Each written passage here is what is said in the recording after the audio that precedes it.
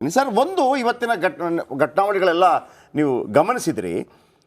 ಈ ಕಾಂಗ್ರೆಸ್ಸು ದೇಶದ ಅಖಂಡತೆ ವಿಚಾರ ಅಥವಾ ದೇಶದ ವಿರುದ್ಧದ ಅಥವಾ ಪಾಕಿಸ್ತಾನದ ಪರವಾದಂಥ ಕೂಗುಗಳು ಬಂದಾಗ ಅದರ ಕ್ರೆಡಿಟ್ಟು, ಅಂದರೆ ಅದರ ವಿರುದ್ಧ ಕೂಗುವಂಥ ಕ್ರೆಡಿಟ್ಟು, ಅದು ಸರಿಯಲ್ಲ ಅಂತ ಹೇಳುವಂಥ ಕ್ರೆಡಿಟನ್ನು ಬಿ ಜೆ ಪಿಗೆ ಆಟೋಮೆಟಿಕಲಿ ಬೆಳ್ಳಿ ತಟ್ಟೆಯಲ್ಲಿ ಕೊಟ್ಬಿಡ್ತಾರೆ. ಹೆಂಗೆ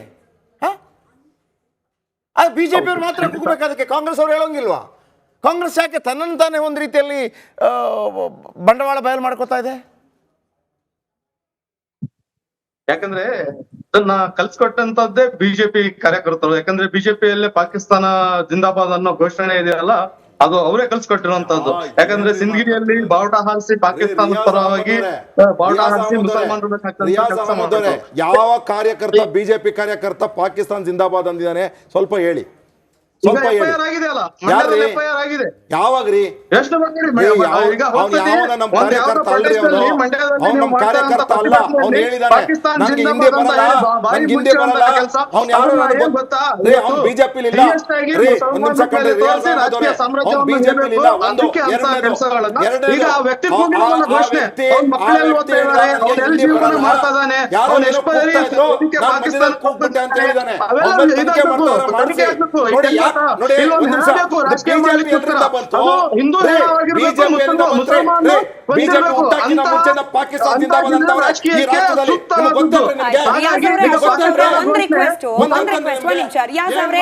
ಅಶೋಕ್ ಗೌಡ್ರೆ ಒಂದ್ ರಿಕ್ವೆಸ್ಟ್.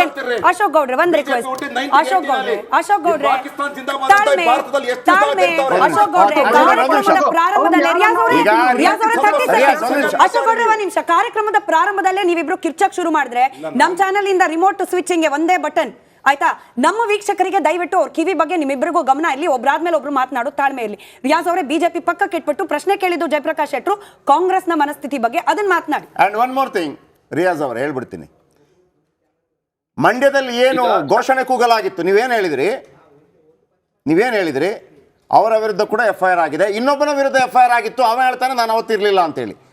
ಮತ್ತೊಬ್ಬನ ಬಗ್ಗೆ ಕೂಡ FIR ಆಗಿದೆ. ಇಲ್ಲಿ ನಾನು ಮತ್ತೊಮ್ಮೆ ಹೇಳ್ತಾ ಇದ್ದೀನಿ, BJP ಕಾಂಗ್ರೆಸ್ನ ಮೌತ್ ಪೀಸ್ ನಾವಲ್ಲ. ನಾವೊಂದು ವೇಳೆ ಮಾತಾಡಿದರೆ ರಾಷ್ಟ್ರದ ಹಿತಾಸಕ್ತಿಗೆ ಅನುಗುಣವಾಗಿ ಯಾರು ಮಾತಾಡ್ತಾರೆ ಅದಕ್ಕೆ ನಾವು ಸಪೋರ್ಟ್ ಮಾಡ್ತೀವಿ. ಮೊನ್ನೆ UT ಖಾದರ್, ಒಂದು ನಿಮಿಷ ಸರ್, ಒಂದು UT ಖಾದರ್ ಸದನದಲ್ಲಿ ಒಂದು ಮಾತನ್ನು ಹೇಳಿದರು. ಬಸನಗೌಡ ಪಾಟೀಲ್ ಯತ್ನಾಳ್ ಅವರು ಮಾತಾಡಿದಾಗ, ಪಾಕಿಸ್ತಾನದ ವಿರುದ್ಧ ನೀವು ಮಾತಾಡುವಾಗ ಯಾವುದೇ ಭಾಷೆಯನ್ನು ಬಳಸ್ಬೋದು. ಬಸನಗೌಡ ಪಾಟೀಲ್ ಯತ್ನಾಳ್ ಓ ಅಂತಿದ್ರು. ನಿಮಗೇನು ಪ್ರಾಬ್ಲಮ್ಮು? ಅವರು ಪಾಕಿಸ್ತಾನದ ವಿರುದ್ಧ ಮಾತಾಡ್ತಾ ಇರುವಂಥದ್ದು ಅಂತೇಳಿ. ನಿಮಗೆ ನಾನು ನಮ್ಮ ಚಾನಲ್ನ ಕ್ಲಾರಿಟಿ ಕೊಟ್ಟೆ, ಲಿಂಕ್ ಕಳಿಸ್ತೀನಿ. ಮಂಡ್ಯದಲ್ಲಿ ಏನಾಯಿತು ಅದನ್ನು ಇವತ್ತು ಪ್ರಸಾರ ಮಾಡಿದ್ದೀವಿ ನಾವು. ಆಮೇಲೆ FIR ಆಗಿದೆ ಅದರ ಮೇಲೆ. ಪ್ಲೀಸ್ ಈಗ ಪ್ರಶ್ನೆಗೆ ಉತ್ತರ ಕೊಡಿ. ಈಗ ಇದು ಮುಸಲ್ಮಾನರನ್ನ ಮುಸಲ್ಮಾನರನ್ನ ಎತ್ತರಿಸಿ ಒಂದು ಸಮುದಾಯಕ್ಕೆ ಟಾರ್ಗೆಟ್ ಮಾಡ್ಬಿಟ್ಟು ಮುಸಲ್ಮಾನರು ಕೂಗಿದ್ರು, ಮುಸಲ್ಮಾನರಿಂದಾನೇ ಈ ತರ ಆಗ್ತಾ ಇದೆ ಕೃತ್ಯಗಳು. ಅವ್ರ ಹಿನ್ನೆಲೆ ಯಾರಿದ್ದಾರೆ, ಅವ್ರ ಮಕ್ಳು ಎಲ್ಲಿ ಓದ್ತಾ ಇದ್ದಾರೆ, ಅವ್ರು ಎಲ್ಲಿ ವಾಸ ಮಾಡ್ತಾ ಇದ್ದಾರೆ ಅಂತ ಕೃತ್ಯ ಮಾಡಿದ್ರೆ ಅದನ್ನ ಯಾವುದೇ ಮುಲಾಜಿಲ್ಲದೆ ಅವರಿಗೆ ಕಠಿಣ ಶಿಕ್ಷೆ ಇಲ್ಲ ಗುಂಡಿಕ್ಕಿ ಕೊಂದ್ಬಿಡ್ಬೇಕು. ಯಾಕಂದ್ರೆ ಇಲ್ಲಿಂದ ತಿಂದಿ ಇಲ್ಲಿಂದ ನುಂಡಿ ಅಲ್ಲಿಂದ ಘೋಷಣೆ ಕೂಗ್ತಾರಂದ್ರೆ ಅದನ್ನ ಕೇಳ್ಬೇಕು. ಅವನಿಗೆ ಯಾಕಪ್ಪ ನೀಗ ಇಲ್ಲಿಂದ ಏನ್ ತೊಂದರೆ ಆಗ್ತಾ ಇದೆ ಅಂತ ಕೇಳ್ಬೇಕು ಅವಾಗಿ, ಅಂತ ಕೃತ್ಯವನ್ನು ಮಾಡಿದವರಿಗೆ. ಈಗ ಈ ಪಾಕಿಸ್ತಾನ ಶತ್ರು ದೇಶನ ಮಿತ್ರ ದೇಶನ ಅಂತ ಕೇಳ್ಬೇಕು ಅವನಿಗೆ. ಯಾಕಂದ್ರೆ ಈಗ ಮೋದಿ ಅವರು ಈಗ ಪ್ರಧಾನಿಯಾದ ಸಂದರ್ಭದಲ್ಲಿ 2014ರಲ್ಲಿ ಅವರು ಯಾವುದೇ ಸೆಕ್ಯೂರಿಟಿ ಇಲ್ಲದೆ ಹೋಗಿ ಬಂದ್ರು ನವಾಜ್ ಶರೀಫ್ ಅವರ ಮನೆಗೆ ಒಂದ್ ಕಾರ್ಯಕ್ರಮಕ್ಕೆ. ಇವನ್ ಏನು ಪಾಕಿಸ್ತಾನಿಗೆ ಎಷ್ಟು ಸತಿ ಹೋಗಿದ್ದಾನೆ, ಇವನ್ ವೀಸಾ ಇದೆಯಾ, ಇವನ್ ಹತ್ರ ಪಾಸ್ಪೋರ್ಟ್ ಚೆಕ್ ಮಾಡ್ಬೇಕು, ಇವನಿಗೆ ಬ್ಯಾಂಕ್ ಖಾತೆ ಚೆಕ್ ಮಾಡ್ಬೇಕು, ಇವನ್ ಹತ್ರ ಯಾವ್ದಾದ್ರು ಅಂತ ಲಿಂಕ್ ಇದೆಯಾ ಭಯೋತ್ಪಾದನೆ ಚಟುವಟಿಕೆ ಮಾಡುವಂತದ್ದು. ಇಂಥವ್ರಿಂದ ಇಡೀ ಸಮುದಾಯ ಇದಾಗ್ತಾ ಇದೆ, ಟಾರ್ಗೆಟ್ ಆಗ್ತಾ ಇದೆ.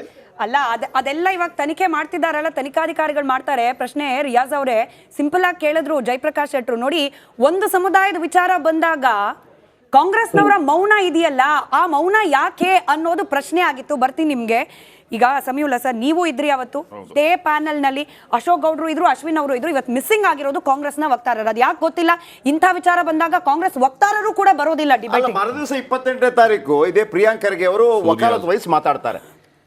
ಇವತ್ತು ಅದು ಬಂದ ನಂತರ ಪ್ರಿಯಾಂಕ್ ಖರ್ಗೆ ಅವರು ಮಿಸ್ಸಿಂಗ್, ಅವರ ವಕ್ತಾರ ಯಾರು ಇಲ್ಲ ಅಂತ. ಇದರ ಅರ್ಥ ಏನು ಅಂತ ಈಗ ಯಾರು ನಮ್ಮ ರಿಯಾಜ್ ಅಹಮದ್ ಒಂದು ಮಾತನ್ನು ಹೇಳಿದರು ನೋಡಿ, ಯಾವತ್ತೂ ಕೂಡ ಈ ಭೂಮಿಯಲ್ಲಿ ಈ ಮಣ್ಣಿನಲ್ಲಿ ಮುಸ್ಲಿಮರಿರ್ಬೋದು, ಕ್ರಿಶ್ಚಿಯನ್ಸ್ ಇರ್ಬೋದು, ಹಿಂದೂಗಳಿರ್ಬೋದು, ಒಂದೇ ತಾಯಿಯ ಮಕ್ಕಳ ರೀತಿಯಲ್ಲೇ ಬದುಕಬೇಕು, ಬದುಕಿ ತೋರಿಸಿದವರಿದ್ದಾರೆ. ರಾಮೇಶ್ವರ ಕೆಫೆಯ ಮೊನ್ನೆ ಬ್ಲಾಸ್ಟ್ ಆದಾಗ ತುಂಬ ಜನರಿಗೆ ಗೊತ್ತಿರಲಿಲ್ಲ ರಾಮೇಶ್ವರ ಕೆಫೆ ಅಂತ ಯಾಕೆ ಹೆಸರಿಟ್ಟಿದ್ದಾರೆ ಅಂತೇಳಿ. ಯಾಕಂತಂದರೆ ಅಬ್ದುಲ್ ಕಲಾಂ ಅವರ ದೊಡ್ಡ ಫಾಲೋವರ್ಸ್ ಅವರು.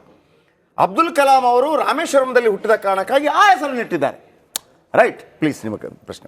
ಸಮೀವುಲ್ಲಾ ಸರ್, ನೋಡಿ FSL ನ ವರದಿಯ ಆಧಾರದ ಮೇಲೇನೆ ಅರೆಸ್ಟ್ ಮಾಡಿದ್ದಾರೆ ಅಂತ ಆದ್ರೆ ಸರ್ಕಾರ ಅದನ್ನು ಬಹಿರಂಗ ಪಡಿಸ್ಲಿಕ್ಕೆ ಇಷ್ಟು ಅಂದ್ರೆ ಡೌಟ್ ಬರೋದಿಲ್ವಾ ಸರ್ಕಾರದ ನಡೆ ಬಗ್ಗೆ?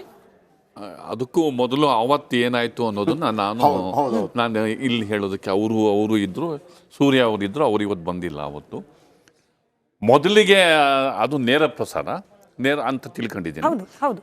ಆಗ ಸ್ಟಾರ್ಟಿಂಗ್ ಬಂದ ವಿಡಿಯೋಸನ್ನು ನೋಡ್ತಾ ಇದ್ದಾಗ ನಾವು ಮಾತಾಡ್ಕೊಂಡ್ವಿ, ಇಲ್ಲ ಅದು ಅಂತ ಕೇಳ್ತಾ ಇಲ್ಲ ಅಂತ ಹೇಳಿಲ್ಲ ರೀ ಅಂತ ಇವರು ಹೇಳಿಲ್ಲ ಅಂತಂದ್ರು, ನಾನು ಹೇಳಿಲ್ಲ ಅಂತಂದೆ.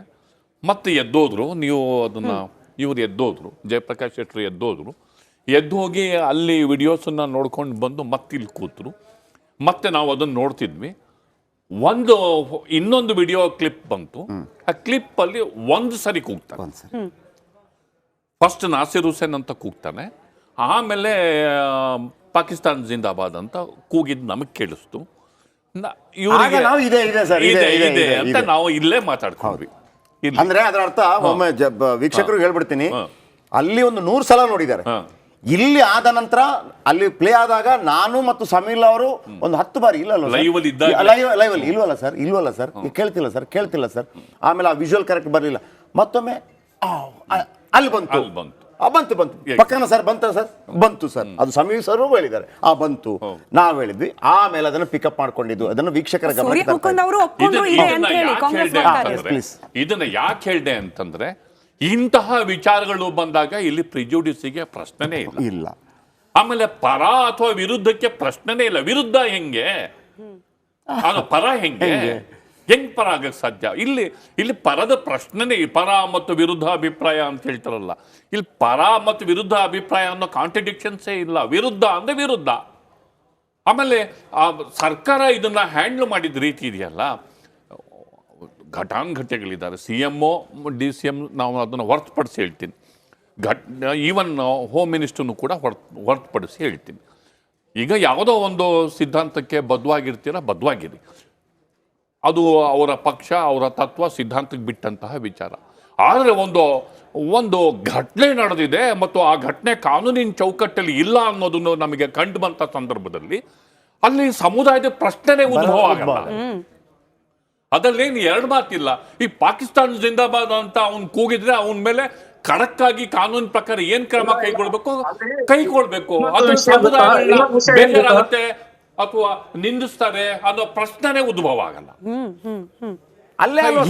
ನಾಸಿರ್ ಹುಸೇನ್ ಸಾಹೇಬ್ರು ಅಲ್ಲಿನೇ ಹೀಗಾಗಿ ಇಲ್ಲಿ ಆ ವ್ಯಕ್ತಿಗಳ ಮೇಲೆ ಯಾವ ಕ್ರಮ ತಕ್ಷಣ ಕೈಗೊಳ್ಬೇಕಾಗಿತ್ತು ಆ ಕ್ರಮ ಕೈಗೊಳ್ಳೋದಲ್ಲಿ ತಡ ಆಗಿದ್ದು ತಪ್ಪು. ಎರಡನೇದು, ಒಂದು ಸರ್ಕಾರಕ್ಕೆ ಒಂದು FSL ರಿಪೋರ್ಟು 5 ದಿನನೋ 6 ದಿನನೋ ಬರುತ್ತೆ ಅನ್ನೋದು ಅದು ಎಷ್ಟು ಮಟ್ಟಿಗೆ ನಾನು ಬೇಕಾದಷ್ಟು ರಿಪೋರ್ಟ್ಸ್ ಮಾಡಿದ್ದೀನಿ. ಬೇಕಾದಷ್ಟು ರಿಪೋರ್ಟ್ ನಾನು ಬೇಸಿಕಲಿ ರಿಪೋರ್ಟ್ ನಾನು ಅದು ಹೇಗೋ ಏನೋ ಗೊತ್ತಿಲ್ಲ. ಅದು ಒಂದು ಸರ್ಕಾರ ಕೊಡುವಂತಹ ಉತ್ತರ ಅಲ್ಲ. ಮತ್ತೆ ಕ್ವಿಕ್ ಆಗಿ ಆಕ್ಟ್ ಮಾಡ್ಬೇಕಾಗುತ್ತೆ. ರಿಲೀಸು ಈಗ ಅವರು ಎವಿಡೆನ್ಸ್ಗಳ ಕಾರಣಕ್ಕೋ ಅಥವಾ ಕೋರ್ಟಲ್ಲಿ ಪ್ರೊಡ್ಯೂಸ್ ಮಾಡೋದಕ್ಕೆ ಸಾಕ್ಷಿಗಳ ಕಾರಣಕ್ಕೋ ಇಟ್ಕೊಂಡಿರ್ತಾರೆ ಅಂತ ಕೇಳ್ಕೊಳ್ಳಿ. ಈಗ ಪ್ರೆಸ್ ನೋಟ್ ಕೊಟ್ರಲ್ಲ, ಅರೆಸ್ಟ್ ಮಾಡಿದೀವಿ ಅಂತ, ಇಲ್ಲ ಒಂದು ಪ್ರೆಸ್ ಕಾನ್ಫರೆನ್ಸ್ ಮಾಡಿಬಿಟ್ಟು ಕಮಿಷನರ್ ಹೇಳ್ಬೋದು. ಪಾಲಿಟಿಷಿಯನ್ಸ್ಗಳು ಮಾಡಿದ್ರೆ ಬೇರೆ ತರ ಇರುತ್ತೆ. ಈಗ ಹೇಳಿದ್ದಾರೆ ಯಾವುದು ನಿಮ್ಮ ಕೇಂದ್ರ ಬೆಂಗಳೂರು ಪೊಲೀಸರು ಅಂತ ಅಂದ್ಬಿಟ್ಟು ಅದೇ ರಿಯಾಜ್ ಅವ್ರಿಗೆ ಅದು ಯಾಕೆ ಅನ್ಸ್ತೋ ಗೊತ್ತಿಲ್ಲ. ಉತ್ತರ ಅವ್ರ ಹತ್ರ ಪಡ್ಕೊಳ್ಳೋಣ.